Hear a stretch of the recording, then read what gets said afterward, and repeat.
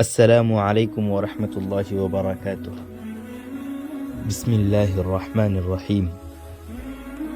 ناظرین کرام، اللہ جب کسی بندے کو دولت عطا کرنے والا ہوتا ہے تو سب سے پہلے 3 کڑوے گھونٹ ضرور پلاتا ہے۔ دولت آنے سے پہلے 3 تکلیفیں ضرور ملتی ہیں۔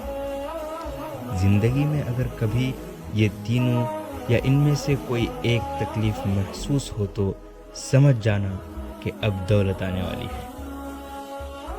دولت آنے سے پہلے 3 تکلیفیں ضرور ملتی ہیں۔ پہلی بات، محترم ناظرین، کیا آپ نے کبھی غور کیا ہے کہ کچھ لوگ راتوں رات کیسے بدل جاتے ہیں؟ جو کل سڑکوں پر جد و جہد کر رہے تھے، آج ان کے پاس گاڑیاں، بنگلے اور عزت کیوں ہے؟ کیا آپ نے کبھی محسوس کیا ہے کہ دولت آنے سے پہلے زندگی اچانک بوجھ کیوں بن جاتی ہے؟ کیا یہ بدقسمتی ہے یا آنے والی خوشحالی کی پیشین گوئی؟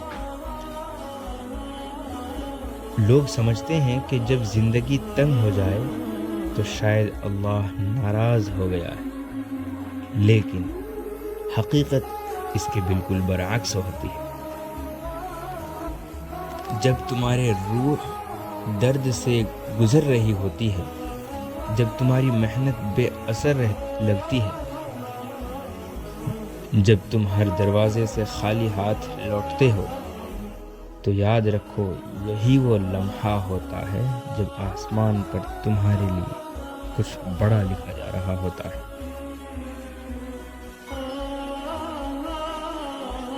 یہی وہ مقام ہے جہاں اللہ آزمائش کے پردے میں انعام چھپا دیتا ہے۔ دولت، عزت اور خوشحالی کبھی اچانک نہیں آتی۔ اللہ ہر اس بندے کو جسے وہ دولت دینے والا ہوتا ہے پہلے 3 کڑوے گھونٹ ضرور پلاتا ہے۔ یہ 3 ایسی تکلیفیں ہیں جن سے گزرے بغیر کوئی بھی انسان مکمل انسان نہیں بنتا۔ یہ تکلیفیں روح کو چھیلتی ہے، غرور کو مٹاتی ہے اور انسان کو اندر سے اس قابل بناتی ہے کہ وہ نعمت کو سنبھال سکے اور اس میں برباد نہ ہو۔ اللہ چاہتا ہے کہ تم اندر سے تیار ہو جاؤ تاکہ جب دولت آئے تو وہ تمہیں بگاڑے نہیں بلکہ سنوار دے، کیونکہ دولت سے پہلے اللہ تمہیں دولت کے لائق بنانا چاہتا ہے۔ سوال یہ ہے، کیا تم ان تکلیفوں سے گزرنے کے لیے تیار ہو؟ کیا تم وہ درد سہ سکتے ہو جو خوشحالی کا پیش خیمہ ہوتا ہے؟ کیونکہ یاد رکھو، جس پر اللہ مہربان ہوتا ہے اسے پہلے توڑتا ہے، اور جسے وہ توڑتا ہے اسے آخرکار بنا بھی دیتا ہے۔ آج ہم بات کریں گے ان 3 تکلیفوں کی جن سے گزرے بغیر دولت کبھی نہیں آتی اور خوشحالی کبھی پائیدار نہیں بنتی۔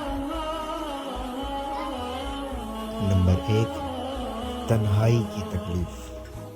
جب اللہ تمہیں دولت مند کرانا چاہتا ہے تو تمہیں سب سے الگ کر دیتا ہے، سب سے تنہا کر دیتا ہے۔ دوست، رشتے، محفلیں سب دور ہو جاتی ہیں۔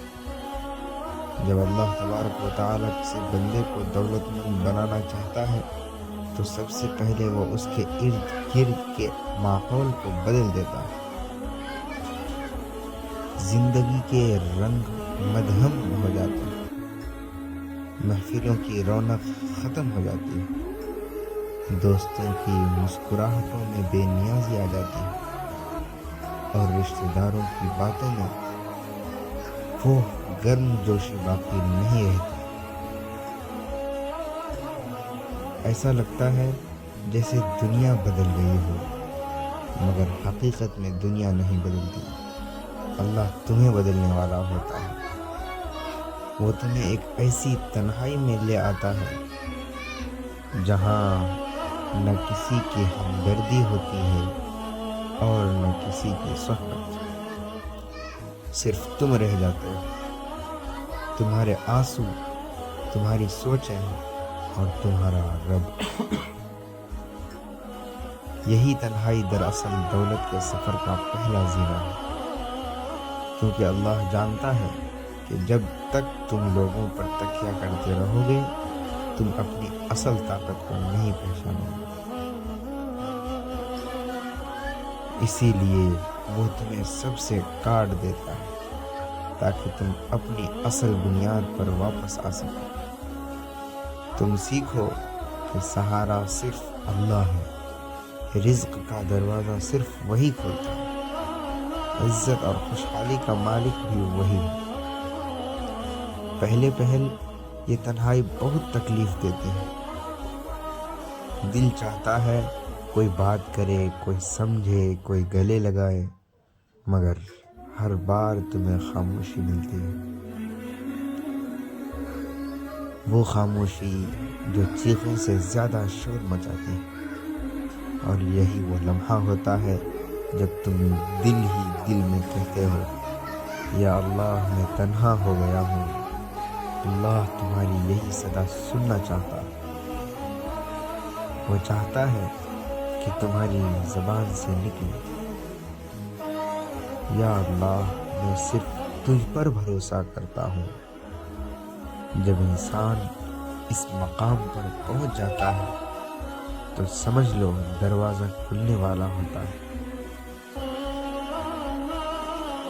کیونکہ تنہائی انسان کو توڑتی نہیں بلکہ تراشتی ہے۔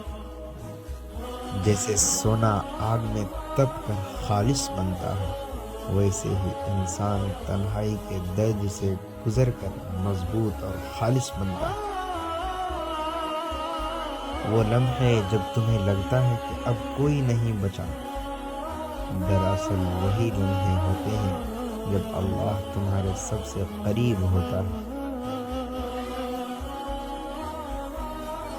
وہ تمہاری خاموشی سنتا ہے، تمہاری نیندوں کو سکون دیتا ہے اور تمہارے دل میں نئے راستے پیدا کرتا ہے۔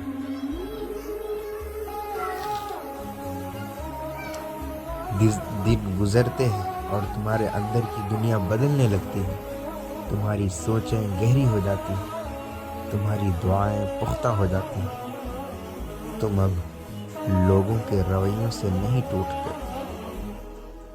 بلکہ تمہارے اندر ایک نیا یقین جاگ اٹھتا ہے کہ میرا رب میرے ساتھ ہے۔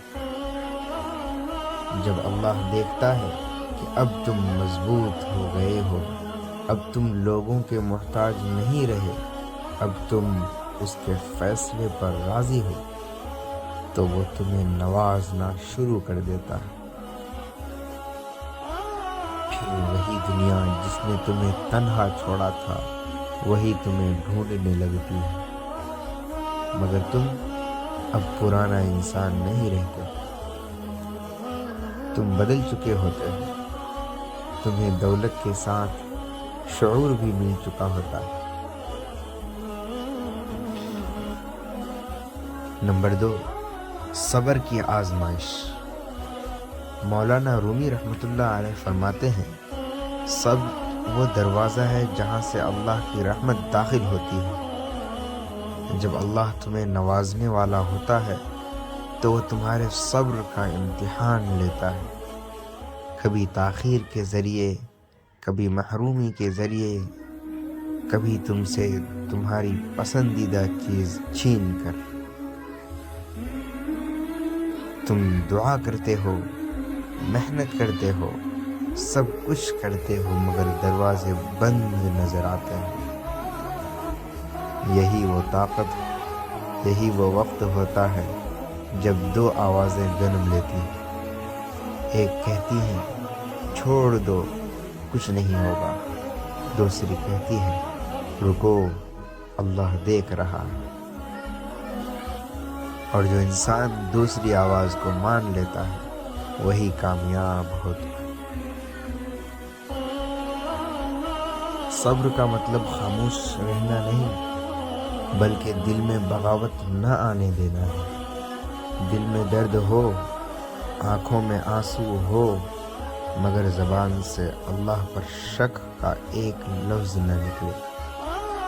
اللہ دیر ضرور کرتا ہے، اندھیرا نہیں۔ جب وہ دیتا ہے تو دیر کا بھی بدلہ دیتا ہے۔ صبر انسان کو اس قابل بناتا ہے کہ جب دولت آئے تو وہ غرور میں نہ جائے بلکہ شکر میں جھک جائے۔ نمبر 3، ناکامیوں کا سامنا۔ ناکامی انجام نہیں بلکہ آغاز ہے۔ ناکامی وہ استاد ہے جو کامیابی سے پہلے انسان کو تیار کرتا ہے۔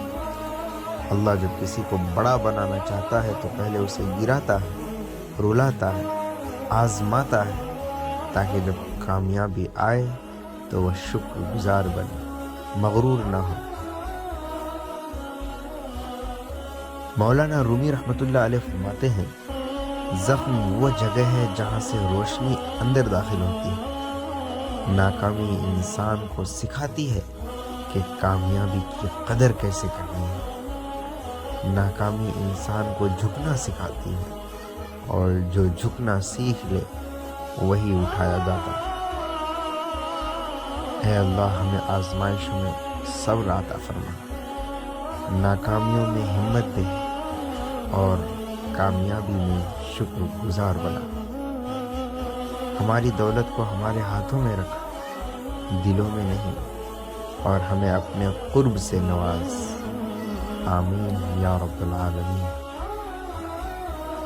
ناظرین، اللہ تبارک و تعالیٰ کے 99 ناموں میں سے کوئی ایک نام ضرور کمنٹس میں لکھیں۔ اگر ویڈیو پسند آئے تو لائک کریں، شیئر کریں اور چینل کو سبسکرائب کریں۔ ملتے ہیں اگلی ویڈیو میں، تب تک کے لیے اللہ حافظ۔